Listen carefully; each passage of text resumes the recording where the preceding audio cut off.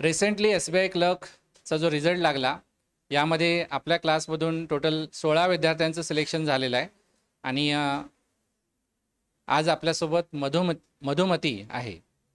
So मधुमतीचं selection याआधी BMC मध्ये झालेलं आहे, ते देखील सरळ सेवामधून. त्यानंतर सातारा जिल्हा परिषद ZPच्या तिथं देखील सरळ सेवामार्फत क्लेरिकलला तिचं सिलेक्शन झालेलं आहे आणि त्याच्या अगोदर ती ॲग्रिकल्चरचा जो AFOचा आहे तो फर्स्ट अटेम्प्टला इंटरव्ह्यूपर्यंत जाऊन आलेली, पण थोडक्यात तिचं सिलेक्शन AFOसाठी राहिलं. पण त्यानंतर तिचं सिलेक्शन सरळ सेवामार्फत फक्त BMCच नाही आणि तर ZPमध्ये देखील झालं, सातारा ZPमध्ये. आणि त्यानंतर SBI क्लर्कचा तिचा फर्स्ट अटेम्प्ट होता पासआउट झाल्यानंतर, क्लास लावल्यानंतर, आणि फायनली तिचं SBIमध्ये देखील सिलेक्शन झालेलं आहे. सो फार कमी वेळेमध्ये हे मिळवलेलं यश आहे आणि ते देखील एक नाही तर 4 ठिकाणी त्याचं सिलेक्शन, 3 ठिकाणी त्याचं सिलेक्शन झालेलं आहे. 4थ्या ठिकाणी झालं असतं पण ठीक आहे, तिचं नेक्स्ट जर टार्गेट केलं तर ते देखील ती अचीव करू शकेल कारण तेवढी हुशार आहे. लास्ट टाईम तिचं ज्यावेळी BMCला सिलेक्शन झालं होतं त्यावेळी आपण तिचे असाच एक व्हिडिओ बनवून आपण टाकला होता यूट्यूबवर. तर त्यामध्ये बऱ्याच जणांनी अशा कमेंट केल्या होत्या चुकून झालं असेल वगैरे, पण चुकून गोष्ट कुठली होत नसते. स्पर्धा परीक्षा आहे हे लक्षात घ्या. लक असेल त्यामुळे अभ्यास न करता BMCमध्ये सिलेक्शन झालं तर लक वगैरे ही स्पर्धा परीक्षेमध्ये गोष्ट नसते.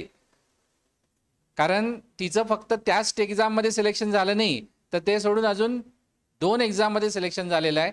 SBI क्लर्क पहिल्या अटेम्प्टला तिचं सिलेक्शन झालेलं आहे. ही फार म्हणजे फार मोठी अचीवमेंट आहे आणि ही गोष्ट लकने कधीच मिळत नाही, हे ध्यानात ठेवा.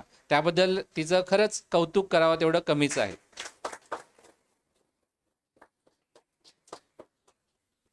म्हणजे मधुमती पहिल्यापासूनच हुशार होती, पण त्या हुशारीला एक योग्य डायरेक्शन मिळणं गरजेचं आहे आणि हे डायरेक्शन तिच्या घरामध्येच तिच्या वडिलांनी दिलं आणि वडिलांनीच तिला सांगितलं होतं की बाबा तू या सेक्टरमध्ये हे फॉर्म भर, आणि तिने देखील ते ऐकलं. कारण आजकाल आईवडिलांचं ऐकणारी फार कमी मुलं असतात, पण तिने ऐकलं. पण जे काय ऐकून तिने जे काय पुढे ॲक्शन घेतली त्यामुळं ती आज या ठिकाणी आहे. सो ही जर्नी तिची कशी होती हे मी मधुमतीला रिक्वेस्ट करतो की तुमच्यासोबत शेअर करावं. त्याचबरोबर प्रिपरेशन स्ट्रॅटेजी, एवढ्या कमी वेळेमध्ये यश कसं मिळालं ह्याची देखील प्रिपरेशन स्ट्रॅटेजी तिने शेअर करावी. त्याचबरोबर सरळ सेवामार्फत तिचं सिलेक्शन झालं त्यामुळं तुम्ही देखील सरळ सेवाचे फॉर्म भरा. आता परत सरळ सेवाच्या चांगल्या जागा निघणार आहेत. थोड्या दिवसात आपलं आचारसंहिता संपल्यानंतर कळेलच आपल्याला. सो त्याचा देखील सगळ्यांनी फॉर्म भरला पाहिजे, तुम्ही देखील भरा. सो मधुमती.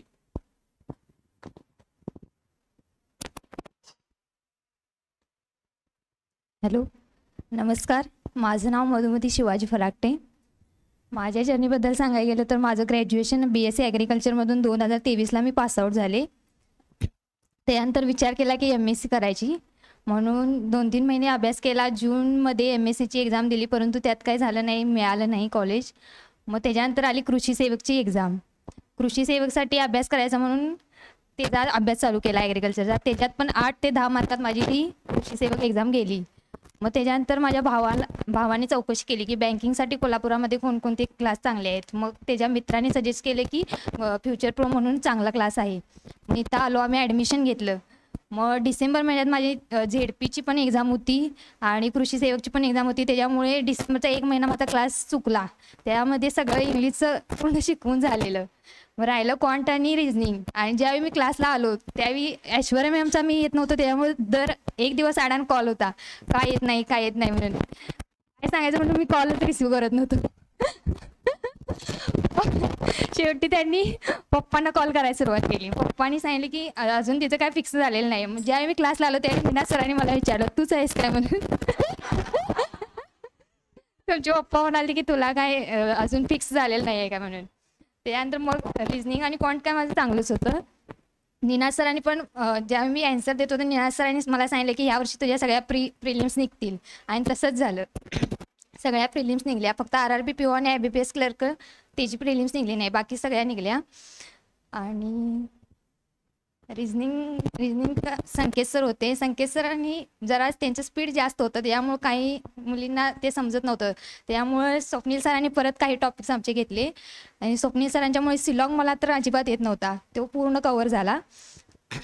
आणि इंग्लिशबद्दल सांगायला गेलं तर व्होकॅब, दररोज न्यूजपेपर रीड करणे, NCERTची 5वी ते 12वीपर्यंतची बुक्स आणि मॉक्स, जेवढ्या मॉक्स देता येतील तेवढ्या मॉक्स द्यायच्या, त्याचं ॲनालिसिस करायचं. दररोज एक जरी दिली तर त्याचं पूर्ण ॲनालिसिस झाल्याशिवाय दुसऱ्या मॉकला हात घ्यायचा नाही. त्याच्याबरोबर माझ्या फ्रेंड्स, मी परीक्षेच्या आधीच जायच्या आधीच मेन्स प्री निघली, मेन्सला जायच्या आधीच जाऊ का नको, अभ्यास झाला नाही आहे. परंतु ह्या 2 आहे, दीप्ती आणि प्रतीक्षा, आधीच निगेटिव्ह बोलू नकोस. जाऊन काय होते बघ, एक्सपिरियन्स घे असं सांगायच्या. त्यांचा पण मला खूप सपोर्ट झाला. आणि आपल्या क्लासमध्ये जे सांगतात स्टडी, दररोज सिम्प्लिफिकेशन 50-50 क्वेश्चन्स, आपल्याला माहिती आहे, आपल्याला ते येतंय, परंतु ते कशासाठी सांगतात, आपले स्पीड वाढण्यासाठी. जे स्टडी त्यांनी सांगतात तो आपल्या हितासाठीच असतोय, त्याच्यामुळे आपले स्पीड वाढतंय, त्याच्यामुळे आपला पुढच्या अरिथमेटिक क्वेश्चनसाठी टाईम जास्त मिळतोय. त्यामुळे ते टाळाटाळ करायचं नाही त्यासाठी. नाही एक्स्ट्रा काय नाही, फक्त फ्युचर प्रूफ फॉलो.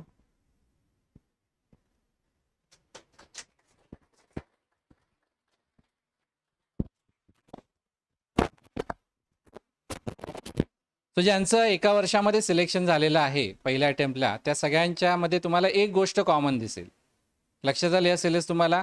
त्यांनी फक्त आणि फक्त फ्युचर प्रोलाच फॉलो केलं. जे काय इथं सांगितलं जाईल, कॉन्ट, रिझनिंग, इंग्लिश, जे काय सांगितलं जाईल ते 100% फॉलो केलं, त्यामुळे त्यांचं एका वर्षामध्ये सिलेक्शन झालं. सो तुम्ही देखील फॉलो करा. काही डाऊट्स असली तर ते येऊन डाऊट्स क्लिअर करा. स्टडी प्लॅन असेल तर स्टडी प्लॅनमध्ये काही मेजर इश्यूज असतील तर ते येऊन डिस्कस करा. हे फार फार महत्त्वाचं आहे. बघा, कालच मला एक स्टुडंट भेटायला आला होता, त्याचा स्टडी प्लॅन दाखवला मला. मी असं स्टडी प्लॅन करत आहे आणि मला काय त्याच्यामध्ये यश मिळालं नाही. तो स्टडी प्लॅन मी 100% 100% त्याच्यामध्ये चेंजेस झालेले आहे. असं नाही 10-15% चेंजेस झाले. पूर्णपणे तो चुकीच्या पद्धतीने प्रिपरेशन करत होता. छोट्या छोट्या गोष्टी असतात, पण याच गोष्टी तुम्हाला यशस्वी बनवत असतात. आणि योग्य वेळी योग्य मार्गदर्शन मिळणं हे फार महत्त्वाचं आहे. यासाठी मधुमतीचे वडील आणि त्याचबरोबर तिचा भाऊ या दोघांचं देखील खरंच कौतुक आहे. त्यांच्याबद्दल एकदा जोरदार टाळ्या होऊन जाऊ दे. म्हणजे भावाने देखील बघा तिच्यासाठी तिचा फॉर्म भाऊ भरायचा. अगदी तिला हे देखील माहीत नाही की माझा फॉर्म कुठल्या एक्झामला भरला, कुठून भरला. भावानेच तिचा फॉर्म भरला होता. सरळ सेवाचा तिचा भावानेच भरला होता. तिला कुठल्या कॅटेगरीमधून भरला हे देखील माहीत नव्हतं.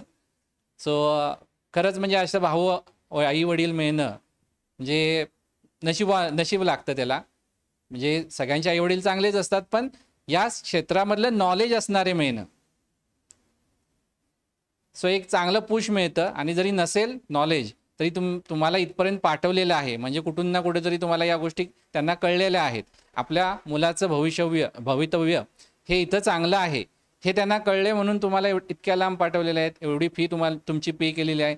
सो त्यांना कुठेतरी जस्टिफाय करायचं असेल तर तुम्हाला खूप मेहनत करावी लागेल, जशी मधुमतीने केली, बाकीच्या सिलेक्ट झालेल्या मुलांनी केली. तुम्ही देखील मेहनत करा. आणि नेक्स्ट ज्यावेळी एक्झामचा रिझल्ट लागेल, रिझल्ट लागल्यानंतर असंच तुमचंच मनोगत तुम्ही व्यक्त करण्यासाठी पुढे या आणि त्यावेळी तुमचं देखील आपण असंच कौतुक करूया. So thank you. तुला काय फायनल बोलायचं?